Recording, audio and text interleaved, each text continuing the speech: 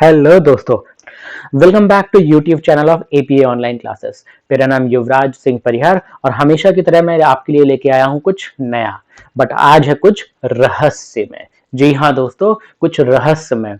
उससे पहले अगर आपको मेरे वीडियोस अच्छे लग रहे हैं तो ठोको ताली। नहीं नहीं नहीं, ताली नहीं ठोकना। वीडियो को लाइक कीजिए, कमेंट कीजिए और चैनल को सब्सक्राइब कीजिए। देखते हैं आज का topic, new income tax structure versus old income tax structure, what is good for you. तो इसमें क्या है रहस्यमय? जी हाँ, इसमें रहस्यमय है क्योंकि इस बजट में कुछ ऐसा पास हुआ जिसने लोगों को कंफ्यूज करके रख दिया कि वो ओल्ड इनकम टैक्स स्ट्रक्चर को फॉलो करे या न्यू इनकम टैक्स स्ट्रक्चर को फॉलो करे। बट आज मैं आपका ये कंफ्यूजन दूर कर दूंगा, तो बने रहिए वीडियो के एंड तक क्योंकि आज आपको कुछ रहस्यमयी बातें पता चलने वाली हैं। स्टार्ट करते हैं। Points to consider. अब है क्या कि सभी लोगों को कंफ्यूजन है कि वो ओल्ड इनकम टैक्स स्ट्रक्चर को फॉलो करें या न्यू इनकम टैक्स स्ट्रक्चर को। तो उससे पहले हम कुछ इंपॉर्टेंट पॉइंट्स देखते हैं। The individuals and Hindu undivided families are given an option to choose between the old and the new tax regime। मतलब ये ऑप्शन सिर्फ किसको है? इंडिविजुअल्स और हिंदू अनडिवाइडेड फैमिलीज। अगर आप अदर देन इंडिविजुअल्स हो या हिंदू अनडिवाइडेड फैमिलीज हो तो आपको ये ऑप्शन नहीं है। मतलब कंपनीज को, पार्टनरशिप फर्म को, एसोसिएशन ऑफ पर्संस को, ऐसे लोगों को ऑप्शन नहीं है। एक बात तो क्लियर हो गई कि ये ऑप्शन सिर्फ इंडिविजुअल्स और हिंदू अनडिवाइडेड फैमिलीज के लिए है। मतलब अगर कंपनी है, पार्टनरशिप फर्म है, एसोसिएशन ऑफ पर्सन है, ऐसे ऑर्गेनाइजेशंस को ये ऑप्शन नहीं है। सिर्फ अगर आप इंडिविजुअल हैं या हिंदू अनडिवाइडेड फैमिली है तो ही आपके लिए ऑप्शन है कि आप चूज कर सकते हैं ओल्ड टैक्स स्ट्रक्चर में या न्यू टैक्स स्ट्रक्चर में। Second, the individuals who have income from business or profession cannot switch between the new and old tax regimes every year। मतलब अगर आप इंडिविजुअल हैं, आपको ऑप्शन है कि आप चूज कर सकते हैं ओल्ड या न्यू टैक्स स्ट्रक्चर में। बट अगर आपकी बिजनेस या प्रोफेशन इनकम है तो ये आपको ऑप्शन नहीं रहेगा कि आप हर साल दोनों ऑप्शन में से किसी को चूज करें या दोनों स्ट्रक्चर में से किसी को चूज करें। मतलब सिर्फ आपको एक बार ऑप्शन मिलेगा और एक बार आपने जो ओल्ड या न्यू टैक्स स्ट्रक्चर में ऑप्ट कर लिया आपको वही एप्लीकेबल होगा तब तक जब तक कि आपकी बिजनेस या प्रोफेशन इनकम अक्रू होना या अर्न करना आप बंद नहीं कर देते। Next, the taxpayer benefited from several tax exemption and deduction, including tax deduction on health insurance and ELSS investment under Section 80C and house rent allowance, which is not possible on switching to the new system। ये point मैंने इसलिए रखा है कि mostly जो individual tax payer होते हैं वो 80C के अंदर वो डिडक्शन क्लेम करते हैं, इन्वेस्टमेंट्स में क्लेम करते हैं डिडक्शन, हाउस रेंट अलाउंस में डिडक्शन क्लेम करते हैं। बट अगर आप न्यू टैक्स स्ट्रक्चर ऑप्ट करते हैं तो आपको ये डिडक्शंस नहीं मिलने वाली। Next, it is seen that with the new tax regime it is likely to make taxpayer pay a higher tax amount in the long run in comparison to old regime. अभी ये बात हम example में देखेंगे कि new tax structure में आपको tax ज्यादा पे करना पड़ रहा है as compared to old tax structure. ये हम एग्जाम्पल में देखेंगे तो वो आगे आपको क्लियर हो जाएगा।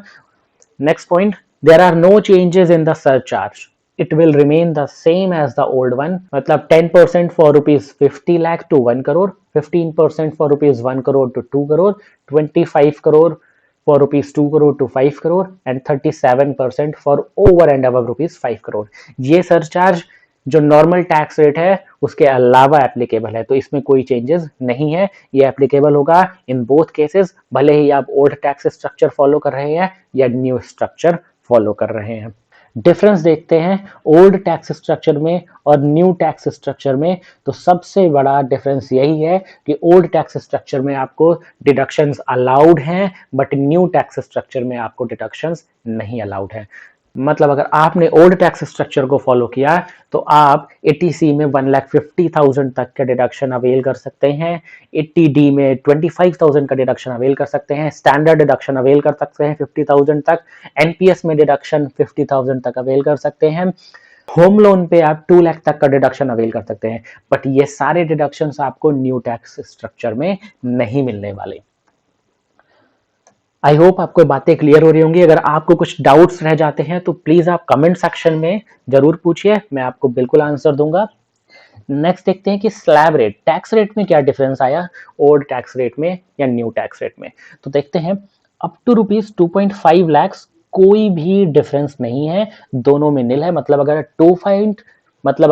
2.5 लाख तक या 2,50,000 तक आपकी इनकम है तो कोई टैक्स नहीं देना पड़ेगा आपको। 2,50,000 या 5 लाख तक आपकी अगर इनकम है, इस बीच इनकम है, तो आपको 5% के रेट से आपको टैक्स पे करना पड़ेगा। दोनों में सेम है ओल्ड टैक्स रेट और न्यू टैक्स रेट में। देन अगर 5 लाख से 7.5 लाख है तो ओल्ड टैक्स रेट में 20% है, बट न्यू टैक्स रेट में 10% है। अभी से आप लोग अज्यूम मत करिएगा कि न्यू टैक्स रेट अच्छा है क्योंकि वहां पर टैक्स रेट कम है। हम एग्जांपल देख के और अच्छे से क्लियर करेंगे कि दोनों में से कौन सा बेटर है।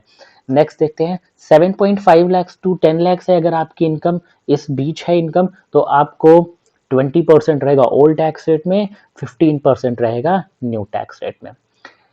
Then 10 lakhs to 12.5 30% and new tax rate में अगेन कम है as compared to old tax rate, 20% ही है। देन 12.5 lakhs to 15 lakhs 30% है old tax rate and new tax rate 25% है। यहाँ पर भी न्यू टैक्स स्ट्रक्चर में रेट ऑफ टैक्स क्या है, कम है as compared to old tax rate. Then अगर 15 लाख के ऊपर है तो दोनों के केस में 30% है। तो बहुत लोगों को ये लग रहा होगा कि न्यू टैक्स रेट में परसेंटेज ऑफ टैक्स क्या है, मींस टैक्स रेट क्या है, कम है as compared to old tax rate. But ध्यान रखिए कि यहाँ पर हमको डिडक्शंस भी मिल रहा है। मतलब अगर मैं बोलूँ तो 1,50,000 तक का डिडक्शन आपको 80C में मिल रहा है, आपको 2 लाख का डिडक्शन आपको होम लोन पे मिल रहा है, आप एनपीएस में भी 50,000 तक का डिडक्शन ले सकते हैं, और आप 25,000 का 80D में भी ले सकते हैं, और भी बहुत सारे सेक्शंस हैं जहां आप डिडक्शन ले सकते हैं। बट न्यू टैक्स रेट में, मतलब न्यू टैक्स स्ट्रक्चर में आपको ये डिडक्शंस अवेलेबल नहीं है। एग्जांपल लेके देखते हैं।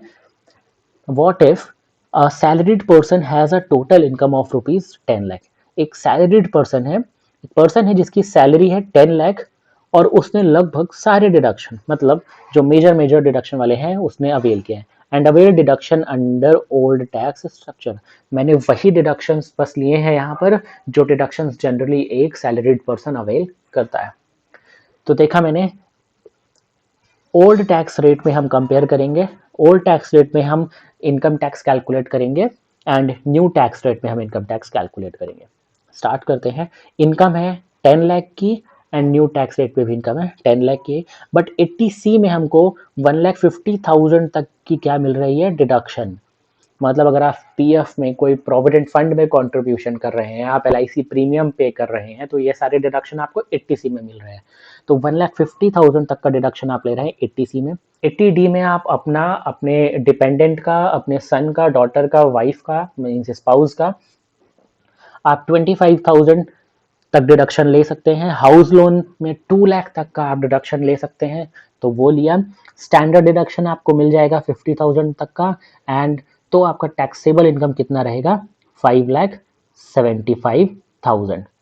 और हमने इस पे कैलकुलेट किया ओल्ड टैक्स रेट की स्लैब रेट के अकॉर्डिंग, तो हमारा इनकम टैक्स आया 27,500।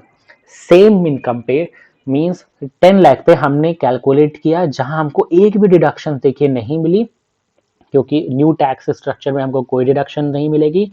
और हमने टैक्स कैलकुलेट किया 10 लाख पे, तो हमको सीधा 75,000 का टैक्स आया। हालांकि इसमें हम सेस भी और ऐड करेंगे आगे, और अगर आप पे सरचार्ज एप्लीकेबल है तो वो हम चार्ज करेंगे।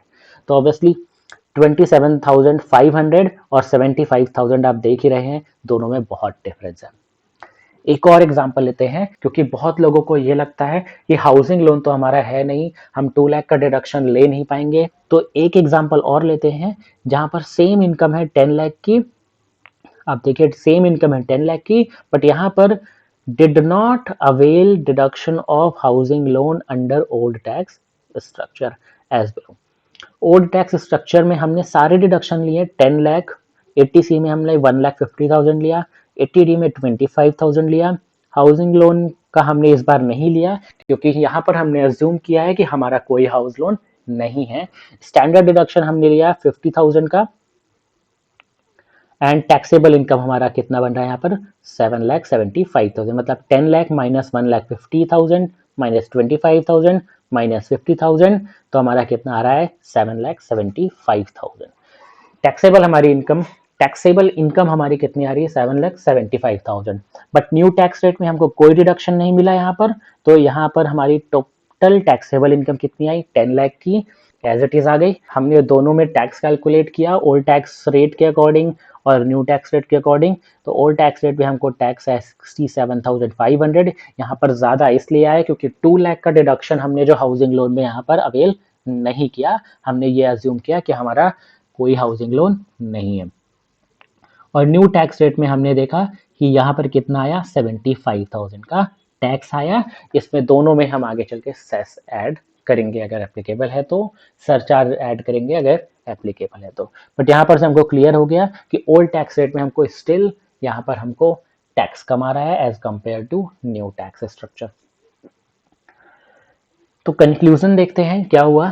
The new tax structure might be offering lower tax rate and lesser complications, but taking into consideration the overall tax benefit that one can avail under the available exemptions and deduction under the old tax structure। भले ही complications ज़्यादा हैं हमको old tax structure में, but beneficial कौन सा है, ज़्यादा benefit हमको कहाँ मिल रहा है ओल्ड टैक्स स्ट्रक्चर में as compared to new tax structure. वहाँ कॉम्प्लिकेशंस नहीं है बट वहाँ हमको टैक्स ज़्यादा पे करना पड़ रहा है एट द एंड। तो मेरा कंक्लूजन यही है कि अगर आप टैक्स प्लानिंग कर सकते हैं या टैक्स प्लानिंग कर रहे हैं तो बेस्ट है कि आप ओल्ड टैक्स स्ट्रक्चर में जाएं, और अगर आप बिल्कुल भी टैक्स प्लानिंग नहीं कर रहे हैं तो न्यू टैक्स स्ट्रक्चर अच्छा ही होगा। प्लानिंग कर रहे हैं या प्लानिंग कर सकते हैं तो बिल्कुल आप ओल्ड टैक्स स्ट्रक्चर में जाएं। ओके, आई होप आपको ये वीडियो अच्छा लगा होगा, तो वीडियो को लाइक करें। अगर आपको कुछ डाउट्स आ रहे हैं, कोई कुछ भी प्रॉब्लम्स आ रही हैं कैलकुलेशन में, तो आप कमेंट करें, मैं बिल्कुल सॉल्व करूंगा। आई होप आपको ये वीडियो अच्छा लगा होगा। अगर आपको ये वीडियो अच्छा लगा तो प्लीज़ वीडियो को लाइक करें, कमेंट करें और चैनल को सब्सक्राइब करना ना भूलें। चैनल को सब्सक्राइब तो करना ही करना है, कोई ऑप्शन नहीं है। और प्लीज़ इस वीडियो को जितना ज़्यादा से ज़्यादा लोगों तक हो सके शेयर कीजिए, जिससे लोगों का कन्फ्यूज़न दूर हो सके। अगर आपके फादर इनकम टैक्स पे कर रहे हैं तो प्लीज़ उनको ये वीडियो शेयर कीजिए, या कोई भी आपके रिलेटिव्स हैं तो, या कोई भी आपके फ्रेंड सर्कल में है, सभी को आप ये वीडियो शेयर कीजिए, जिससे सभी का कन्फ्यूज़न दूर हो सके और वो टैक्स प्लानिंग कर सके और अपना फाइनली टैक्स बचा सके।